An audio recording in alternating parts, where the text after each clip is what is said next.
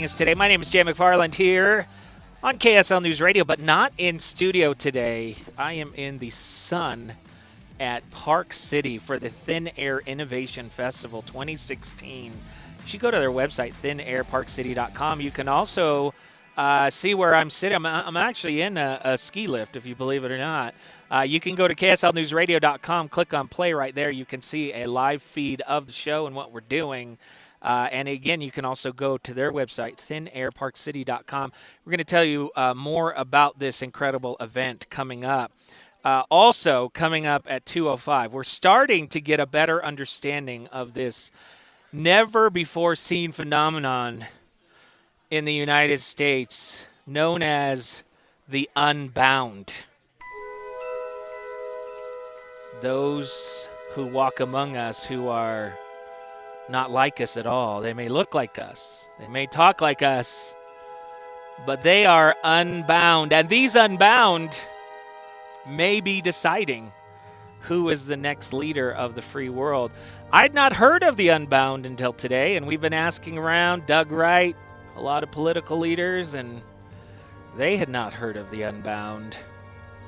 So if you've seen a member of the unbound, report it to the authorities immediately. We will tell you what they are and what you can do about them. Nothing. At 2:05, hopefully we'll get some experts on to tell you how the unbound might be deciding who the GOP nominee is. You've heard of a superdelegate. It's kind of like that. That's a little hint. So we'll talk about that coming up. In the meantime, I want to get to your comments and your text messages. As I had hoped, a lot of teachers texting in and calling in about wanting to keep the ability to text their students directly. And should that ability be taken away because of the 2 or 3 in the state, or 4, I don't know, is a number 10, who used this type of service to groom a student and then enter into an inappropriate physical relationship with them, which, by the way, is already very much against the law and is punishable by jail time, a loss of license, the loss of everything. Yet it still happens. One more example of how passing a law does not mean that people are just suddenly going to follow it.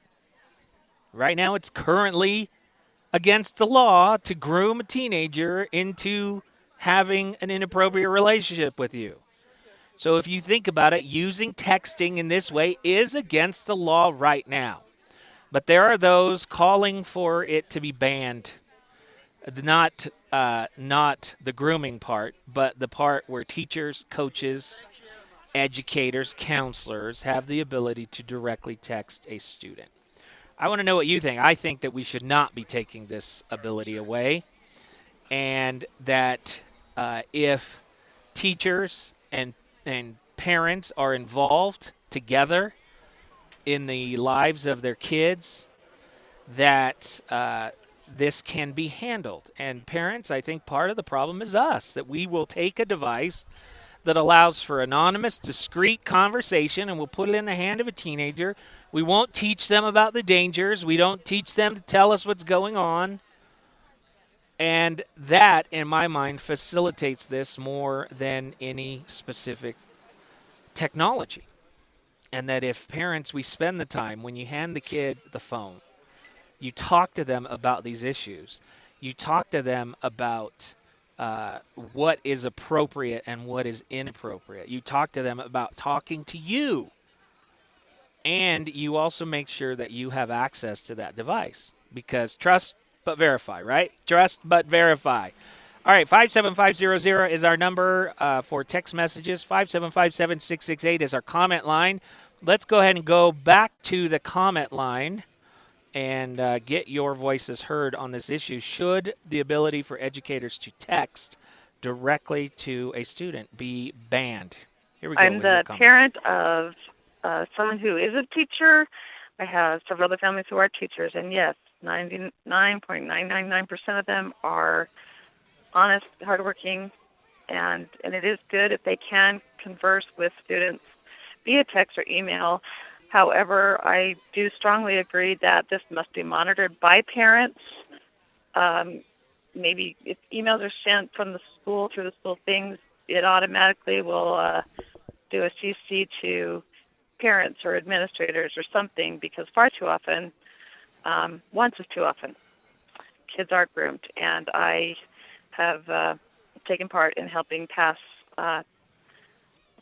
bills that will protect children from those very few teachers who do cross the line, and they should be stopped and prevented when at all possible, without making it so that the good teachers are unable to do their jobs well. Yeah, thank you for that. I think that's really the trick, right? How do we build in some accountability, possibly preserve the tool for the teachers? And I'll be honest, as a parent, it has been a tremendous tool too for to see how teachers are able to communicate with the kids and get involved in their education outside of the class. I've really, really come to appreciate this ability, and I don't want to take it away from teachers. All right, your next comment.